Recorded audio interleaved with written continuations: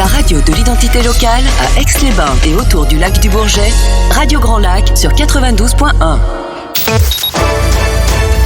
En quête de sens, la chronique pour vivre en harmonie dans son milieu professionnel, avec Elodie. Bonjour et bienvenue sur Radio Grand Lac. C'est Elodie et je suis ravie de vous retrouver aujourd'hui sur Radio Grand Lac pour ma chronique En quête de sens avec un nouvel horaire, vous l'aurez remarqué, puisque dorénavant je vous retrouve non pas à 12h15 mais à 12h05.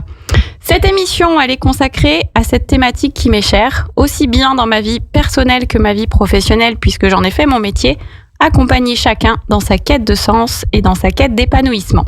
Vous le savez, j'ai à cœur de montrer que tout est possible, de donner envie de suivre ses rêves, de donner les clés pour oser et vivre pleinement, et d'apporter une meilleure connaissance de soi aux personnes que j'accompagne.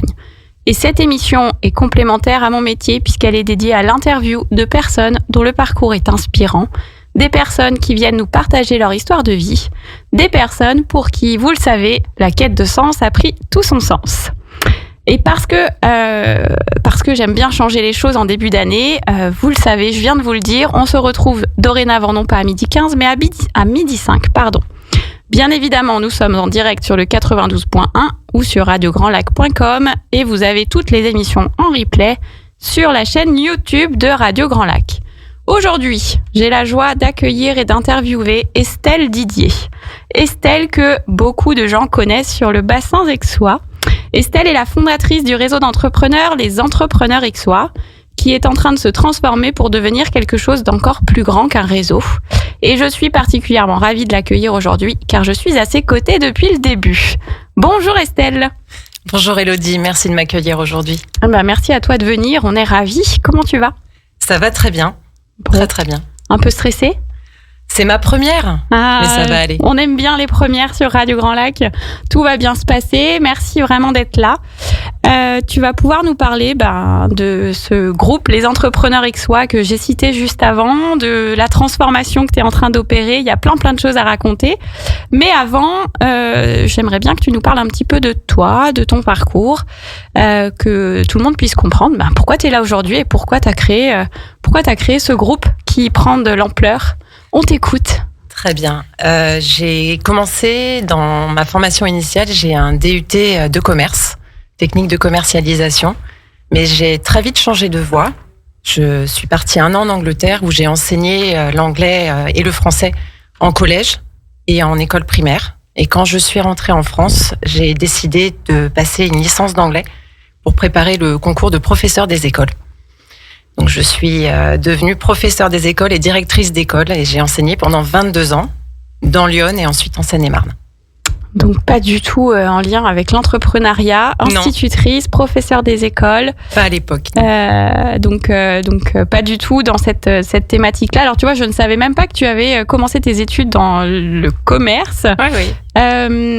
Tu as tout de suite changé, apparemment. Tu t'es rendu compte que finalement, c'était pas pour toi, en tout cas pas à ce moment-là. Pas à ce moment-là, exactement.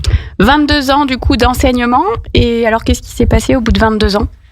Alors, au bout de 22 ans, j'avais enseigné dans toutes les classes de l'école primaire, de la petite section de maternelle au CM2. J'aimais beaucoup enseigner. J'aimais beaucoup aussi mon rôle de directrice d'école, à faire le lien entre tous les partenaires de l'école et entre les enseignants aussi de l'école.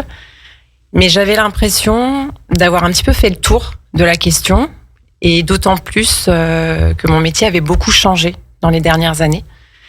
Dans le sens où les tâches administratives, les directives devenaient de plus en plus douloureuses, on va dire, pour moi. C'était vraiment douloureux. Et j'avais l'impression de ne plus avoir assez de temps pour me consacrer à ma classe, à mes élèves, et c'était pour ça que j'avais fait ce métier quand même. Du coup, donc ça, c'est vraiment la partie professionnelle qui m'a poussée à démissionner. Donc il y a vraiment cette idée d'en fait ce qui te faisait vibrer, ce que tu aimais faire dans ton métier, qui était donc enseigner, être en contact avec les élèves, tu l'avais beaucoup moins et pas suffisamment. Exactement. C'est vrai que moi j'ai fait ce métier-là pour aider mes élèves à progresser et à apprendre. Et les dernières années, j'avais l'impression de faire beaucoup plus de paperasse, de remplir des enquêtes, des dossiers administratifs qui ne servaient pas à mes élèves en fait. Et t'as pas envisagé d'arrêter la direction pour vraiment te reconsacrer au métier d'instituteur ? Alors cette partie-là, je ne l'avais pas que en tant que directrice. Quand on est enseignant aussi, on a des dossiers à remplir. C'est vrai que je partais souvent en classe de découverte, par exemple, avec mes élèves, que ce soit en classe de mer ou classe de neige. Et il fallait voir la somme de travail que ça demandait pour remplir le dossier. C'était des centaines de pages. Alors effectivement, il faut prendre des précautions, c'est normal. Mais j'avais l'impression de perdre vraiment le sens de ce que je devais faire au quotidien. Et du coup, ça a beaucoup pesé dans la balance quand j'ai décidé de démissionner. Mais il n'y avait pas que cette raison-là. Il y avait aussi des raisons personnelles parce que j'enseignais en Seine-et-Marne. Et moi, je suis d'ici, je suis savoyarde. Toute ma famille est ici. Et du coup, j'avais vraiment envie de revenir dans la région. Donc, j'avais demandé ma mutation. Je ne l'ai pas eue. Et on m'a laissé entendre que je ne l'aurais pas avant une dizaine d'années. Et en fait, tout ça a fait que le choix s'est porté sur tant pis, je pars. Tant pis, il y a besoin de changement. Voilà. Ça fait plusieurs éléments qui s'accumulent. On aime bien parler des fois de synchronicité ou de signes. Tout à fait. Donc là, plusieurs signes qui te disent, en fait, non seulement j'ai plus envie, mais en plus j'ai demandé la mutation et ils me l'accordent pas. Et ce que je fais n'a plus vraiment de sens. Exactement. Donc là, tu démissionnes, quoi. Je démissionne. Tu arrêtes tout et tu changes de région. Je change de région. J'arrive à Aix-les-Bains. Donc ravie d'arriver ici. En quelle année, du coup, tu arrives à Aix-les-Bains ? En 2020. Oui, donc c'est récent. Ouais. En plein confinement ? Exactement, voilà. Donc ça m'avait permis quand même, justement, le confinement, de bien travailler sur mon projet futur. Et j'avais beaucoup d'amis à l'époque qui travaillaient dans l'immobilier et qui me parlaient souvent de leur métier. Et c'est vrai que ça m'intéressait beaucoup. Et pendant le confinement, je suivais sur les réseaux un agent immobilier qui est à Nice, qui s'appelle Sébastien Tedesco, et qui prône vraiment des valeurs dans ce métier qui a parfois quand même mauvaise réputation. Et lui disait que c'était tout à fait possible de le faire avec des valeurs d'éthique, en toute transparence avec ses clients et avec aussi beaucoup d'amour. Et ça m'avait beaucoup touchée et du coup, je m'étais dit, je vais le faire de cette manière-là. Et je me suis lancée dans l'immobilier. Alors, j'y connaissais vraiment pas grand-chose pour le coup, à part le fait d'avoir acheté et vendu quelques biens personnellement. Et j'ai été formée par l'équipe de Sébastien Tedesco pendant 1 an et coachée aussi par son équipe, ce qui m'a permis de démarrer dans de très bonnes conditions. Donc tu arrêtes tout, tu changes de région, tu arrives en Savoie à Aix-les-Bains, tu te lances dans l'immobilier avec effectivement l'immobilier a un peu changé, j'allais dire. Disons qu'il y a effectivement beaucoup de gens qui n'ont pas forcément une très belle image de ce métier, alors qu'on connaît beaucoup d'agents immobiliers qui ont plutôt ces valeurs-là de lien, de partage, de vraiment être là pour les vendeurs ou les acquéreurs, peu importe. Tout à fait. Donc tu attaques cette activité. 2020 aussi, tu attaques ? Oui, tout de suite en 2020, quand je suis arrivée, donc sur Aix-les-Bains. Et je suis mandataire pour un réseau qui s'appelle Groupe C2I. Ok. Donc du coup, tu te lances dans l'immobilier en tant qu'entrepreneur. Oui, indépendante. Vous commencez à sentir un petit peu le lien avec la suite. Donc en tant qu'entrepreneur, tu te lances dans l'immobilier dans une région que tu connais puisque tu es d'ici, mais dans laquelle tu n'as pas beaucoup de réseau. Non. Et alors, qu'est-ce qui se passe ? Qu'est-ce qui se passe ? Il faut arriver à se faire un réseau. Alors moi, le pas entre l'éducation nationale et l'entrepreneuriat, il n'a pas été si difficile à franchir que ça. Parce que j'étais déjà habituée à travailler à la maison quand j'étais instite. Et puis, j'avais l'habitude de me fixer des objectifs pour mes élèves. Donc ça n'a pas été une grosse difficulté. Par contre, ce qui a été très difficile pour moi, c'est de me retrouver seule à la maison. Donc, j'avais des clients, je prospectais beaucoup. J'étais pas tout le temps enfermée dans les 4 murs de mon appartement, mais quand même, je sentais que j'avais besoin d'échanger avec des gens qui rencontraient les mêmes problématiques que moi dans l'entrepreneuriat. Et du coup, il y a un peu plus de 2 ans, j'ai décidé de créer un collectif d'entrepreneurs sur Aix-les-Bains, donc les entrepreneurs aixois, dans l'idée de se réunir à une petite dizaine de personnes. Pour moi, c'était largement suffisant à l'époque. Et de pouvoir partager, de pouvoir échanger, s'entraider, et puis rencontrer un petit peu de monde sur le secteur. Donc là, c'était vraiment l'intention de rencontrer d'autres entrepreneurs qui avaient les mêmes soit problématiques, soit simplement thématiques. On parle souvent de problématiques, alors qu'en fait, des fois, on n'a pas que des problématiques. Simplement, on a juste besoin d'exprimer, de partager des bonnes pratiques ou des interrogations. Donc là, l'intention de base, quand tu crées les entrepreneurs aixois, donc novembre 2021. Oui. Voilà, novembre 2021, tu lances la première rencontre des entrepreneurs aixois. L'intention, c'est vraiment l'échange, l'entraide, et puis même la connaissance des autres entrepreneurs locaux. Voilà, et puis toujours ce partage de compétences aussi, puisqu'on était tous dans des activités très différentes. Donc on sait qu'on peut partager et gagner tous à partager nos compétences. Ouais. Donc première réunion, ton intention, c'est vraiment juste d'échanger. Oui, donc c'était dans un café, tu y étais ? Ouais, tout à fait. Pour ne pas le citer, c'était chez Auguste, voilà, que je pense Auguste. beaucoup de gens connaissent aussi sur Aix-les-Bains. On s'est rencontrés, on était 8, je crois, de mémoire. Oui, on était 8, exactement. Et c'est vrai que déjà, cette première rencontre, pour moi, elle avait été extrêmement dynamique et motivante. Ça montrait bien qu'il y avait un réel besoin de ces partages. Et donc, très vite, ça s'est enchaîné. On a fait une rencontre par mois, jusqu'à très peu de temps à la cave par la maison Cavaillé, qui nous accueille chaque mois. Ouais. Et toujours de très, très belles rencontres, de beaux partages. Effectivement, on a vite basculé sur une rencontre par mois. Alors, on n'a pas toujours été au même lieu. On a navigué on a cherché. Sur différents lieux sur Aix-les-Bains. Depuis 1 an et demi maintenant, Oui. on est effectivement tous les mois à la cave Cavaillé. On a fait 16 rencontres 16 chez eux. rencontres. À la cave Cavaillé, donc je pense que c'est pareil, beaucoup de gens connaissent, à Grésy-sur-Aix, le lieu est magnifique. Qu'est-ce qui s'est passé ? Parce que moi je le sais, mais on va le raconter aux auditeurs, parce que là, de ce qu'on dit, les auditeurs vont se dire, ok, ils étaient 8, ils sont une dizaine, ils se voient une fois par mois, et qu'est-ce qui se passe ? Et qu'est-ce qu'on fait ? Et comment ça a évolué ? Et aujourd'hui, est-ce qu'on est toujours 10 ? Alors, pas tout à fait, puisque aujourd'hui, nous avons sur les réseaux plus de 1200 abonnés, sur 3 réseaux différents. Des rencontres qui regroupent à chaque fois 25-30 personnes chaque mois, mais on est quasiment obligé de refuser du monde à chaque rencontre. Donc c'est très frustrant aussi, ça, de devoir refuser du monde. Et puis beaucoup de discussions, moi, que j'ai avec les entrepreneurs pendant les rencontres, et puis aussi à l'extérieur pendant des discussions informelles. Et tout un tas de besoins, tout un tas de besoins que je recense et qui sont quand même souvent les mêmes. Donc, d'où la suite.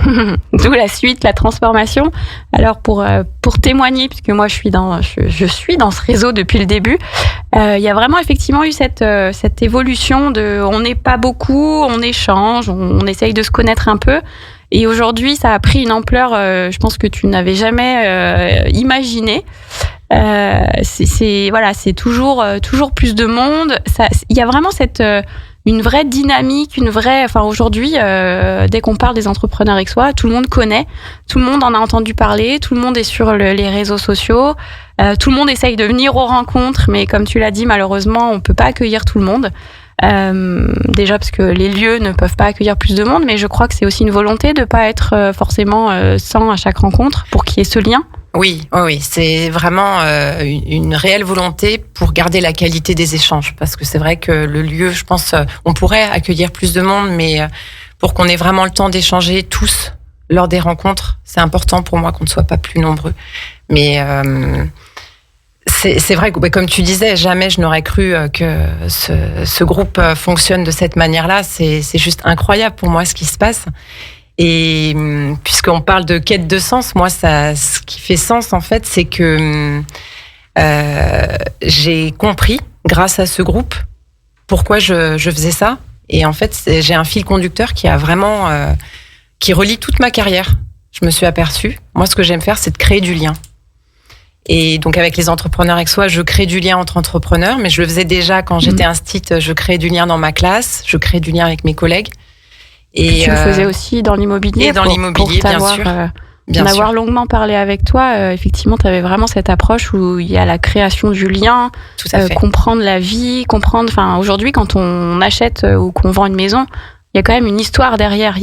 C'est pas juste, si pour certains peut-être, mais dans la globalité, c'est pas juste j'achète, je vends. Non, là c'est vraiment, oui. Puis participer à un projet de vie, donc on a une énorme responsabilité en tant que conseiller immobilier.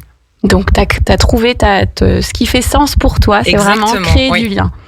Et alors, avant qu'on parte sur ce que c'est en train de devenir, qu'est-ce qu'on fait allez, je suis savoyarde. Qu'est-ce qu'on y fait dans ce réseau? Il y a des rencontres, donc tu l'as dit, une fois par mois, mais on a quand même vécu d'autres choses et t'as opéré d'autres choses. Est-ce que tu peux en dire un peu plus? Oui, donc les rencontres, c'est ce qui est venu en premier. Ensuite, on a développé des ateliers d'intelligence collective. Donc, ce sont des ateliers qui se déroulent en petits groupes. On est 5 ou 6 personnes à chaque fois. Et chacun arrive avec une problématique sur son activité. Et ensemble, on essaye de trouver des pistes de réflexion pour résoudre cette problématique. Moi, j'ai toujours travaillé de cette manière-là, en fait, en coopération, en collaboration. Et ça donne vraiment de très belles choses. Souvent, les entrepreneurs, quand ils viennent à ces ateliers, ils repartent en disant mais vraiment, je n'avais pas pensé à ça. Et ça ouvre des portes. Moi, je suis un petit peu après en amont et en aval pour voir comment ça se passe. Et souvent, du coup, ce qui s'est passé dans ces ateliers-là, ça donne de très belles choses. Effectivement, ça ouvre des nouvelles portes, ça donne de nouvelles idées. Mais au-delà de ça, moi, j'ai constaté que ça permet aussi aux entrepreneurs de pas se sentir seuls et de se rendre compte qu'en fait, on a souvent tous les mêmes problématiques, les mêmes freins. Et ne serait-ce que de se dire qu'on n'est pas seul, ça rassure beaucoup et ça permet déjà de débloquer certaines choses. Oui, ça permet aussi de créer du lien. Et oui, tout à fait. Donc effectivement, une fois par mois, il y a les ateliers de co-développement, on avait appelé ça comme ça. Pendant les rencontres, qu'est-ce qu'on fait? Alors, pendant les rencontres, la rencontre, elle se divise en plusieurs parties. Il y a toujours un partage de compétences au début de la rencontre. Donc, un entrepreneur du groupe qui propose de partager ses compétences ou de présenter son métier. Donc, ça, c'est la première partie. Deuxième partie, on fait une sorte d'échange plus réseau d'affaires où on présente nos activités individuellement à qui on veut parmi les membres présents. Et puis ensuite, on boit un coup parce que la convivialité. La convivialité, ça fait quand même tout. Et du coup, c'est vrai qu'on est très très bien accueillis quand même chez les Cavaillés pour ça. Donc moi, je suis toujours partie du principe que quand c'est convivial, quand c'est simple, ça marche. Vraiment, ça marche tout le temps. Ouais, tout à fait. C'est comme tu dis, simple et convivial, mais malgré tout, avec les 2 temps que tu viens d'expliquer qui sont en amont, le fait de partager nos compétences, de partager nos activités et puis de les présenter, ça permet quand même aux entrepreneurs de gagner en visibilité, de gagner en compétences. Le pitch, c'est souvent un des exercices que les entrepreneurs redoutent le plus, et donc là, ça permet de s'entraîner.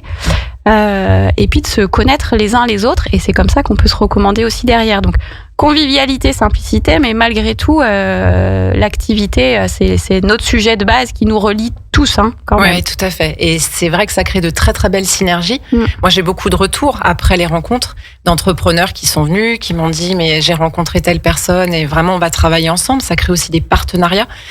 Et puis les entrepreneurs trouvent des clients, donc c'est gagné. Ouais, tout à fait. Donc on le disait il y a quelques minutes que les entrepreneurs Aixois est en pleine transformation, puisqu'Estelle a monté un autre projet depuis 1 an maintenant. Tu es sur ce projet, voilà, un peu plus d'1 an. Comme beaucoup de projets entrepreneuriales, il y a eu des freins, il y a eu des complications. Elle va vous expliquer tout ça, mais là ça y est, ça se concrétise. Ce que je vous propose, c'est qu'on fasse une petite pause musicale pour boire un petit verre d'eau parce qu'on est toutes les deux assoiffées. On fait une petite pause musicale et on vous explique tout sur le 2e projet qui est en train de voir le jour juste après. À tout de suite. Vos émissions préférées, elles sont toutes sur Radio Grand Lac. En quête de sens, la chronique pour vivre en harmonie dans son milieu professionnel, avec Élodie. Nous voilà de retour sur mon émission En quête de sens, 2e partie, émission dans laquelle nous avons le plaisir d'écouter Estelle. Pour ceux qui n'ont pas écouté la première partie, Estelle est la créatrice du réseau Les Entrepreneurs Aixois, donc réseau d'entrepreneurs où on se retrouve, où on se rencontre, on échange. On fait un partage de bonnes pratiques, de compétences. Bref, quand on est entrepreneur indépendant et qu'on qu'on a envie de créer du lien, eh bien Estelle est la personne attitrée avec le groupe Les Entrepreneurs Aixois. On a beaucoup parlé des entrepreneurs aixois et donc on l'a dit, on a un petit peu spoilé le truc. On disait que ça se transformait et qu'il y avait un autre projet sur lequel tu as travaillé là tous ces derniers mois qui est en train de voir le jour. Ton nouveau petit bébé est en train de naître.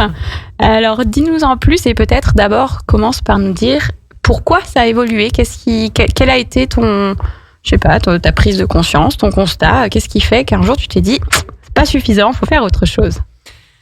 Alors la prise de conscience, elle a eu lieu il y a un petit peu plus d'1 an, à force d'écouter les besoins, les questionnements des entrepreneurs du territoire et ceux plus particulièrement qui venaient aux rencontres. Et je me suis aperçue que les besoins, c'est toujours les mêmes finalement. C'est un besoin de trouver un espace pour travailler, pour rompre l'isolement. C'est un besoin en formation. Et puis, un besoin d'échange. Vraiment, ça a été la base de ma réflexion. Et je me suis dit que ce lieu, il fallait que je le fasse. Un lieu où on puisse se rencontrer et puis qu'on puisse aussi trouver tout un tas d'informations. Je suis aussi partie de mon expérience à moi, en tant qu'entrepreneur. Quand je me suis lancée, j'ai eu beaucoup de mal à trouver les informations. On a la chance en France de disposer d'un nombre de dispositifs à la création et pour les porteurs de projets qui est juste incroyable. Sauf que, je trouve que c'est compliqué de trouver les informations et les bonnes personnes en fait pour avancer. Et l'idée aussi, c'est de créer ce lien-là dans la Maison des Entrepreneurs Aixois, c'est-à-dire que quand l'entrepreneur va venir me voir, il va m'exprimer ses besoins, on va bien les définir ensemble et moi, je pourrais l'orienter vers la bonne personne, que ce soit un dispositif institutionnel ou un indépendant que je connais du groupe, puisque je commence à en connaître pas mal, pour l'accompagner et pour l'aider à se développer. Donc, pour reformuler, c'est le groupe Les Entrepreneurs Aixois avec cette volonté de créer de l'échange, du lien, du partage. Suite à tout ce que les entrepreneurs t'ont partagé, tu t'es rendu compte qu'il fallait un lieu avec les mêmes volontés, les mêmes intentions. Donc là, c'est ça ton nouveau projet, c'est la création de ce fameux lieu. Voilà, la maison, voilà, on le dit, ça y est, le nom, la maison. La Maison des Entrepreneurs Aixois. La maison, c'est donc un lieu où les entrepreneurs peuvent se rencontrer, se réunir, venir travailler, venir partager un café. Mais comme tu l'as dit justement, c'est aussi un lieu où on peut venir chercher des informations, chercher des contacts. C'est vrai que quand on est entrepreneur, déjà quand on se lance, comme tu le dis très justement, des fois on a besoin d'infos et on ne sait pas ni où les chercher ni où les trouver. Parfois on ne sait même pas trop ce dont on a besoin, notamment en termes de peut-être financement, peut-être accompagnement, peut-être administratif, comptable, et c'est vrai qu'on peut avoir accès à beaucoup de choses, mais on sait pas, on n'en a pas forcément connaissance. Donc ton intention, c'est aussi d'être un peu le pilier, le pivot, tout à fait. Le pivot, le lien central, où en gros on vient t'exprimer un besoin, t'exprimer une situation, une problématique, et où toi tu vas pouvoir aider chacun à savoir vers qui se tourner. Oui. Ou alors des choses que tu pourras toi-même leur apporter. Tout à fait. Oui, c'est vraiment l'idée. J'avais eu une discussion avec Sébastien Baboulaz, qui est à Cité Lab sur Grand Lac, donc qui accompagne les porteurs de projets. Et c'est vrai que lui aussi m'avait dit qu'il trouvait vraiment dommage que beaucoup d'entrepreneurs se lancent. Alors c'est très bien de se lancer parce qu'on a une passion et c'est ce qui fait qu'on crée notre entreprise. Mais on a aussi besoin, je pense, d'un accompagnement, un accompagnement sérieux et vraiment précis par rapport à notre activité. Et du coup, lui regrettait aussi que les entrepreneurs ne viennent pas plus le voir quand ils sont porteurs de projets. Donc, toutes ces discussions que j'ai eues avec des personnes qui sont dans des dispositifs d'aide à la création, les entrepreneurs me font dire que c'est vraiment nécessaire de faire ce lien aussi entre les entrepreneurs et les différents dispositifs. Ouais, créer du lien entre entrepreneurs et institutions, dispositifs. Oui. Donc, là, vous l'aurez compris, c'est la maison des entrepreneurs aixois qui va donc bientôt ouvrir à Aix-les-Bains. Donc, que vous soyez porteur de projet, c'est-à-dire que vous avez une idée ou un projet de création d'entreprise, mais qui n'est pas encore créé, quel que soit là où vous en êtes, c'est-à-dire est-ce que j'ai l'idée et que dès demain je peux tout créer, ou est-ce que j'ai encore des étapes à passer et auquel cas j'ai peut-être besoin par moment d'aide, mais que vous soyez aussi en activité déjà, bien sûr, que ce soit depuis peu ou depuis déjà longtemps. En fait, l'entrepreneuriat, c'est une aventure de tous les jours, hein. C'est pas parce que ça fait plusieurs années qu'on est entrepreneur qu'on n'a plus de problématiques ou plus de besoins, bien au contraire. Donc vraiment, si vous avez un projet de création d'entreprise ou si vous avez créé votre activité, la maison des entrepreneurs aixois est donc faite pour vous. Donc, pour aller plus dans le détail, tu parlais de lieu de travail, tu parlais de formation. Concrètement, qu'est-ce que tu vas proposer ? Donc, dans le lieu physique, donc de la maison, qui sera à la cité de l'entreprise vers le lac. On donnera l'adresse tout à l'heure. Oui. Tu peux déjà la donner et on la redonnera tout à l'heure. Donc, c'est au 725 boulevard Barrier, donc à côté de l'esplanade du lac. Un cadre de travail quand même plutôt pas mal pour aller marcher, courir ou nager sur la pause de midi. Dans ce lieu, il va y avoir des espaces de travail. Première chose, donc en coworking. Il y aura aussi 2 bureaux à la location, un bureau seul où on pourra recevoir ses clients et un bureau à partager à 2. Qu'on pourra utiliser à la journée, à l'heure ? Tout à fait. Donc ce sera en location vraiment flexible, à l'heure, à la demi-journée, à la journée. Et puis il y aura aussi une salle de réunion ou de formation qui pourra accueillir jusqu'à 15 personnes. Ok, il y aura aussi un espace kitchenette, un espace de détente, j'allais dire, mais oui, en tout cas un espace un peu plus informel. Dans le local que je loue actuellement, donc pour la maison, il y aura un espace café, on va dire, mais dans la cité de l'entreprise, c'est vraiment, quand elle a été créée, cette cité de l'entreprise, c'était pour faire ce que je veux faire en fait. C'est-à-dire, c'était des bureaux, et puis des grands espaces communs pour échanger, pour boire un café avec des canapés. Enfin voilà, c'est très convivial. Donc du coup, les espaces communs sont déjà là, les espaces conviviaux sont là dans cette cité de l'entreprise. Donc un lieu de travail. Oui. Travail et pas que, encore une fois. Rappelons-nous que la base, c'est quand même l'échange, le partage de compétences. Donc, et l'entraide. Salle de réunion, réunion ou formation, bureau à louer et espace de coworking avec, c'est souvent important pour les entrepreneurs, du café. Oui, il y aura du café, oui, bien sûr. Et du thé. Et du thé, bien évidemment. Tout le monde ne boit pas de café. Qu'est-ce que tu vas proposer d'autre ? Alors, il va y avoir un centre de formation pour les entrepreneurs, donc qui va regrouper tous les besoins que les entrepreneurs exprimeront. Donc, moi, je vais me charger de la partie, on va dire, un peu plus commerciale, c'est-à-dire que comment se positionner quand on est entrepreneur devant des clients, comment communiquer avec eux. Bien sûr, aussi un petit peu définir son offre et ses prix, c'est important. Et puis, toute la partie organisation. Et le centre de formation sera aussi ouvert aux autres formateurs. Il n'y a pas que moi qui ferai les formations. Donc, les entrepreneurs du groupe, déjà, certains se sont manifestés pour venir former à la maison. Et ce sera donc sur toutes les problématiques, toutes les réflexions qu'un entrepreneur doit mener pour réussir. Oui, donc des thématiques que tu as déjà identifiées, mais bien évidemment, encore une fois, vous l'aurez compris, Estelle, elle est à l'écoute des besoins de chacun. Donc, si vous avez d'autres besoins que les thématiques qui sont déjà envisagées, tout est à créer. Et effectivement, on est un vivier d'entrepreneurs avec plein de compétences. Donc, il y aura forcément quelqu'un qui aura la compétence nécessaire. Donc, centre de formation. Oui, et du coup, je rebondis sur ce que tu dis parce que c'est quelque chose qui me tient vraiment à cœur. Mais le groupe des entrepreneurs aixois, quand je l'ai créé, je voulais vraiment qu'il soit participatif et collaboratif. Et je veux aussi que ce nouveau projet de la maison le soit. Et dans ce cadre-là, je vais faire partie en fait de l'économie sociale et solidaire. C'est inscrit dans mes statuts de société. C'est-à-dire que ma société elle a vocation à favoriser le lien social. Et dans ce cadre-là, être à l'écoute des usagers et des entrepreneurs du territoire, c'est très important. Et le projet sera certainement évolutif aussi en fonction des différents besoins recensés. Ok. Donc, on a parlé des espaces de travail, on a parlé du centre de formation. Qu'est-ce qu'il va y avoir d'autre ? Déjà, on peut peut-être parler de la domiciliation. Oui, tout à fait. Donc, domiciliation d'entreprise. Quand un entrepreneur souhaite faire domicilier son entreprise ailleurs que chez lui, personnellement, c'est vrai que des fois, ça peut se poser souci. Donc là, ce sera possible à la maison des entrepreneurs aixois de faire domicilier sa société. Alors, c'est possible quand on crée, mais c'est aussi possible de modifier après, quand la société est déjà créée. Oui, tout à fait. Il y aura aussi un service, une centrale de référencement, toujours dans cet esprit d'entraide.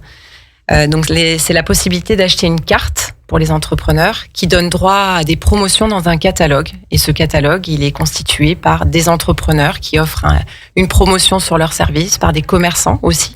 Et je veux travailler vraiment en hyper local. Donc, c'est vraiment des entrepreneurs et des commerçants d'Aix et alentours.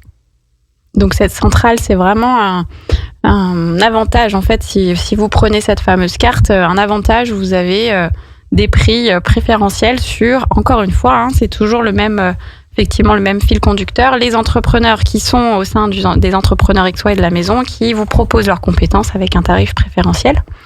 Et alors justement, qu'est-ce qu'on fait des entrepreneurs aixois ? C'est quoi le lien entre les entrepreneurs aixois et la maison ? Parce qu'on parlait des entrepreneurs aixois avec les rencontres, avec les ateliers de co-développement. On s'en doute, ça va pas tout s'arrêter. Non. Qu'est-ce qui va se passer de ce côté-là ? Mais ça va continuer, Élodie, bien sûr. On espère. C'était la base, c'était le départ, et bien sûr, ça va continuer. Je vais même essayer de proposer plus de rencontres.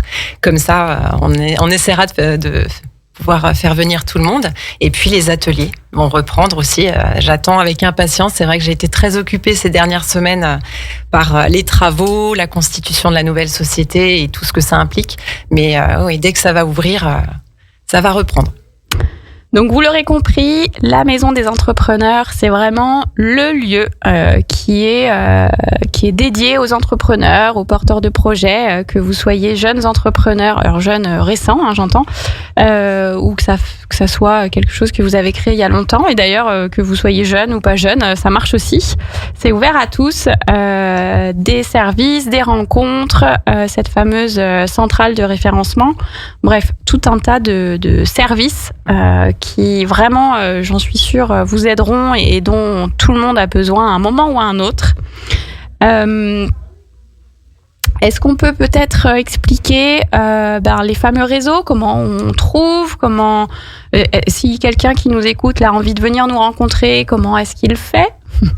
Alors, nous sommes sur les réseaux sociaux. Donc, sur Facebook, c'est là que le groupe est le plus actif.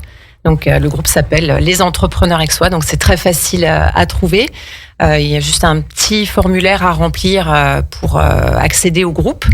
On est aussi sur Instagram et sur LinkedIn au jour d'aujourd'hui. Voilà, c'est les 3 réseaux sociaux sur lesquels on peut trouver les entrepreneurs aixois. Et c'est Estelle qui répond. C'est très personnalisé.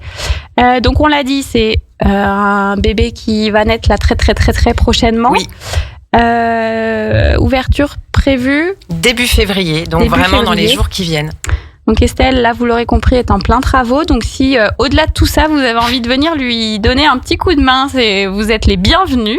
Maintenant, il va falloir monter des meubles. Voilà, s'il y a des compétences de montage de meubles, vous êtes les bienvenus pour qu'on puisse ouvrir dans les délais et que Estelle puisse peut-être faire autre chose que les travaux, parce qu'actuellement elle ne fait quasiment que ça. Donc, la Maison des Entrepreneurs Aixois qui sera boulevard Barrier, je me souviens plus du numéro. Au 725 boulevard Barrier, c'est vraiment le long de l'esplanade du lac. Bon, de toute façon, si vous mettez sur un GPS ou si vous tapez la cité d'entreprise, vous le trouvez effectivement, c'est vraiment pile face au lac, face à Musilac pour ceux qui connaissent. Qu'est-ce qu'on te souhaite pour l'année 2024 vu que nous sommes encore en janvier ? Eh bien, plein de belles rencontres d'entrepreneurs, plein d'échanges, plein de partages et voilà, c'est ce que je souhaite. Que du beau. On peut peut-être dire que pour l'instant, ça n'a pas changé, que les rencontres se font toujours le 2e mardi du mois. Ça peut peut-être aider. Ça évoluera peut-être, on verra, oui. Ouais. Donc pour l'instant, c'est le 2e mardi du mois. Sur le fonctionnement, en fait, Estelle publie l'ouverture des inscriptions et il faut s'inscrire auprès d'Estelle. Mais tout est expliqué à chaque fois. Par contre, on vous le disait, elle est obligée de restreindre, enfin en tout cas d'arrêter un nombre. On ne peut pas accueillir plus de 25-30 personnes.